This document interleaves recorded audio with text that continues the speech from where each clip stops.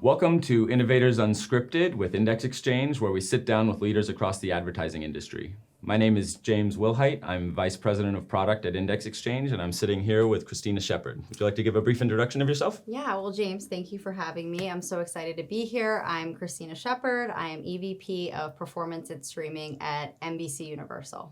All right, well, we have a stack of questions to get through here, so let's jump right in. Yeah, let's do it. We're solidly in the middle of the sports streaming race, with NBCU securing marquee rights like the NBA as a prime example. What does the next era of live sports mean for programmatic advertising, and what does the industry still need to solve for?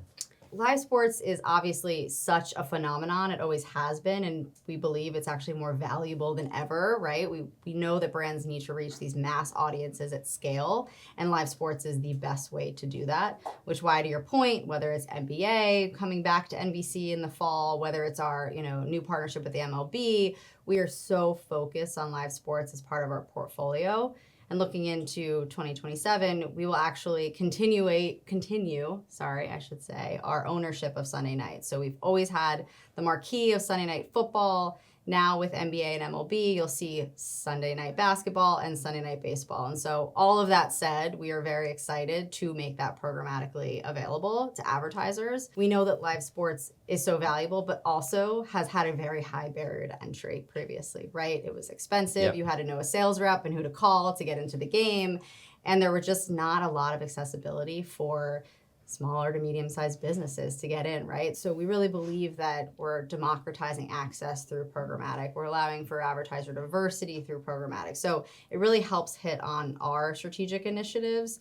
And so we're really focused on how do we continue to scale those partnerships with Index Exchange, partnerships with the DSPs and other SSPs. And so there is still challenges in actually the back end of that and how does it all come to life, right? I think when programmatic, started getting, more and more popular was this thought and dream of an easy button. And I think we've quickly learned that's not the case. So it has been a lot of time and attention. I know you work with the IAB Tech Lab, so does our products team as well, and really focus on what are IAB standards? Yes. How are we making sure that live sports can be more easily activated programmatically? Things like timeouts, things like concurrencies, like DSP, bidders were not built for, huge spikes in viewership during these games, and right? So it's a big focus, I think, in the industry collaboratively, where we all have to come together and say, we all care about this, we all prioritize this. The good news is, while we were the first to really, focus and go big on live sports and programmatic, we're now seeing others catch up, right? Yeah. And so with that, at least we all can band together and to help prioritize this as a collective and really kind of push the industry forward and make it a better experience for advertisers, right? NBC in particular, I love how you guys have handled the Olympics. As a consumer, as a fan of programmatic in general, just watching the content and being my own director of the content, watching whatever I want to watch, who I want to watch, what time I want to watch it, has been a really great experience for television. Where I used to have to tune in at a very specific time on one or two channels, now I can watch what I want when I want. What kind of opportunities or unique challenges does that bring for you? Well, first of all, I love to hear you say that. Yeah. Thank you. I would say, especially we really kicked off in Paris a really more innovative way in which to bring the Olympics to kind of the modern viewer, if you will, with making Peacock the one and only streaming destination, having what you just said, all of these kind of differentiated experiences where there was such an inherent fandom to the games, but how do those fans go deeper, right? So as you said, you could self-select the games and the athletes that you wanted to see, whether it's the next day after prime time or you want to rewatch it. There was also Gold Zone, right? There was AI, Al Michaels, there's so many opportunities, right? Narrating through, there's so many opportunities for the viewer to get a differentiated experience. And I think going back into the accessibility piece, because of that, it created a lot more capacity, right? So there's a lot of, the Olympics is very unique. There's IOC partners, there's huge, integration opportunities, and a lot of these bigger brands, own it from a really, big partnership perspective. But how do we bring in other brands and give them access? And so creating of more capacity allowed us to more easily have more opportunities for other brands. So if you look back to the Olympics paired with all of our other legendary February, so Super Bowl and NBA All-Star Game, we had 250 advertisers and 60% of those were new. Wow. Right? So a lot of the efforts in programmatic, was, helpful to allow that to happen. Yeah, that's fantastic. I own a local bookstore back in my hometown, so I'll be sure to be on the next next time you're going to be Olympics. on there. Yeah, I love it. All right. What does performance mean in streaming TV today? What outcomes are marketers looking to drive?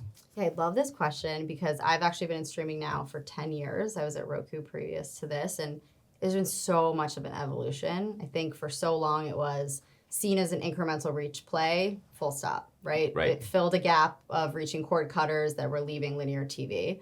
And it was really seen as this upper funnel branding vehicle.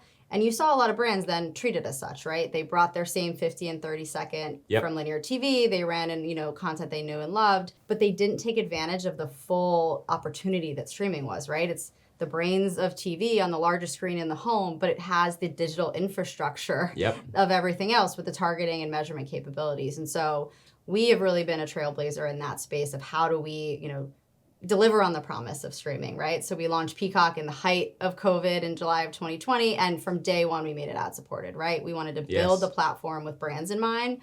So it allowed for content that was shot with ads, right? For ad breaks to come at natural organic places, which is something that seems so small and nuanced, but is so important to the viewer.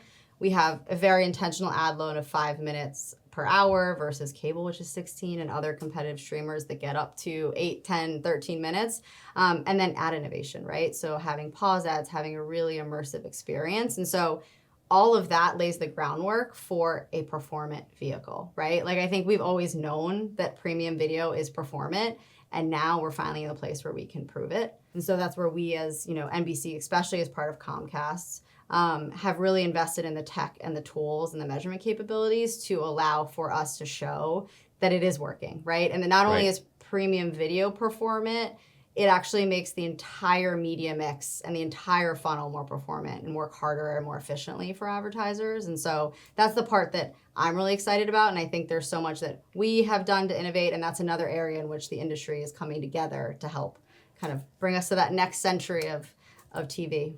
I love that as a traditionally linear broadcaster, you've moved into this programmatic space and you're thinking about proper placement of ad breaks and where to put the 15s and 30s and how to organize them and tell that story. I can remember when streaming started, somebody would be in the middle of a sentence and you'd get an ad break and hope you retained it by the time the 120 seconds was over. So that's great that you're thinking through that. We've come a long way, right? Come a very long way. What's one streaming trend marketers are underestimating?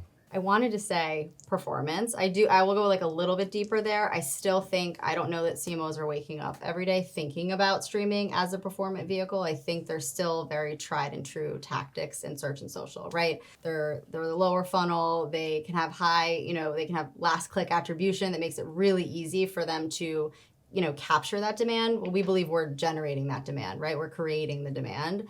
And so I think the ability for us to tell that story to marketers in a really holistic way through partnerships, through, index exchange, what we do together, like that's really going to allow us to get into that conversation of this is a performant vehicle. You should think of it as such. And then therefore you might have to buy differently. You might have to deploy different measurement capabilities. So for us, for example, like I said, we've been investing in a lot of these tools. So we have what we call Performance Insights Hub, which is coming out later this year, which is a self-serve intelligence platform. So for the first time, brands can truly see in real time their performance of their campaign. Oh, wow. Which in television, right? And you think about like the big tech platforms, that's been, table stakes for so long. But in TV, that's been blinded. It's been post 6-week, campaign reads. Like this is truly, an opportunity for brands to get more insights on their audience and more actionable, results that they can optimize, ideally in real time in the future. A parallel to that to me is how it's differentiated in measurement. Yeah. How do you think about